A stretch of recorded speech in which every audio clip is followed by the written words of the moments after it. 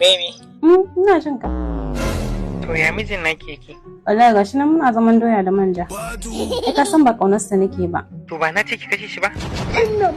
Ka san ko yanda girman rai yake ta zan iya kashe shi. Lafa. Kinga ina da shawarar yadda za mu kashe shi. Ina so mu haɗa da mai magana. To ka zo mana. In zo gida mijin naki fa. Miji kuma ni fa na kira ka ba shi ya kira ka ba. Kaga kuwa ai kai ba kona ne ba nasa ba. Yanzu dai me zan dafa maka? Ka haɗa girki baby da ki dafa ma mai daɗi. Ba da ni da kuɗi fa. Amma dai na san inda zan nemo su. Shikenan mai lafu zan zo gidan. Bye bye. Da shikenan babe sai ka zo.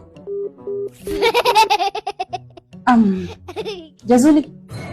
Da Allah ina son ka dan ara min kuɗi ina son yi abinci. Kai ba ma aro ba, ai haƙƙina na kanka. Dan haka dole sai ka bani kuɗin da zan yi girki a gidan nan.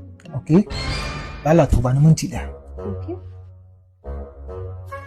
Hello baby. Ha? Baby ya kake? Lafiya lau nake. Albishirinki. Gora fari tas. Yau ina so ki zo gidana.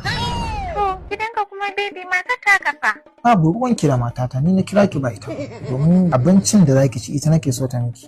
To shikenan sai na zo baby dama na yi misin ɗinka wallahi. Ba da sai kin zo. Okay bye.